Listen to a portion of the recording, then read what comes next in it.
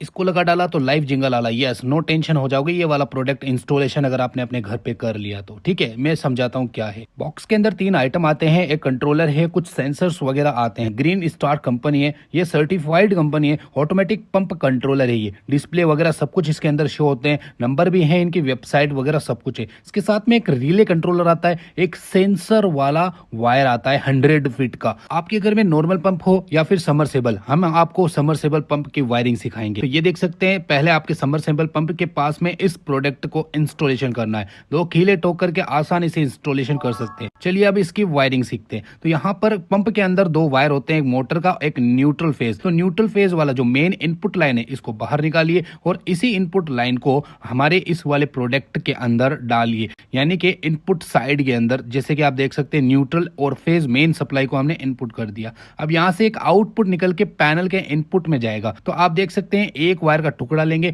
Output वाले connection में मैंने कनेक्ट कर दिया ये वाला वायर। अब इस आउटपुट वाले को पैनल के इनपुट वाले न्यूट्रल फेज के अंदर कनेक्ट करना है। चलिए, स्टार्टर डिवाइस से कनेक्ट हो गया है बिल्कुल अच्छे तरीके से। अब हमें इस NO स्विच को कनेक्शन करेंगे। NO स्विच सिंगल फेज के अंदर 2 होते हैं, ये 2 वायर ये वाला, 2 वायर ये। इसके लिए हमें एक रिले कंट्रोलर मिलता है। ये वाला रिले, एक तो येलो कलर का 2 तार है, एक ग्रीन कलर के 2 तार है और एक इनपुट है। यानी कि सबसे पहले मैं इनपुट दिखाता हूं, जो कि ये वाले वायर कहां पे कनेक्ट होगा। ये वाला वायर हमारे इस डिवाइस के अंदर कनेक्ट होगा, रिले वाले सेक्शन के अंदर। रिले लिखा हुआ है, ये कनेक्ट हो गया। अब ग्रीन और येलो कलर के वायर हैं, ये दोनों NO स्विच के अंदर ही कनेक्ट होंगे, एक ऊपर की तरफ एक नीचे की तरफ। ये एक सिंगल NO कनेक्ट हो गया। अब दूसरा NO हम येलो कलर से कनेक्ट करेंगे, एक ऊपर और एक नीचे, इस तरह से। तो यहाँ पे दोनों NO स्विच कनेक्ट हो चुके हैं हमारी रिले से। अब यहाँ पे हमारे पास 100 फीट का एक केबल है जो सेंसर वायर है। इसे टैंक में लगाने के लिए सबसे पहले आपको नीचे की तरफ आपको ये लटका देना है, एक सेंसर, और दूसरा सेंसर आपको ओवरफ्लो की तरफ लटका देना है, ठीक है।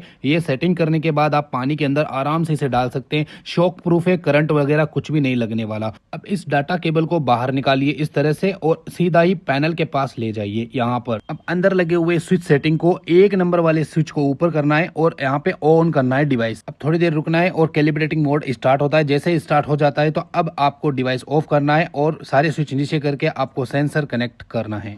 वायरिंग हो चुकी है कंप्लीट। अब आपकी पानी की टंकी अगर खत्म हो जाए तो ऑटोमेटिकली मोटर ऑन हो जाएगी, मोटर ऑफ हो जाएगी और ये समरसेबल और नॉर्मल घर के लिए भी उपयोग ले सकते हैं। तो जैसे ही डिवाइस स्टार्ट होता है तो यहाँ पे एम्पियर दिखाता है, वोल्टेज दिखाता है, किलोवाट हॉर्स यानी एनर्जी दिखाता है, टैंक फुल दिखाता है। मोटर सूखी चल रही है तो ड्राई रन का प्रोटेक्शन है, हाई वोल्टेज लो वोल्टेज का प्रोटेक्शन है और ओवरलोडिंग का भी प्रोटेक्शन इसके अंदर है। मोटर ने कितनी बिजली खपत की ये भी दिखाता है।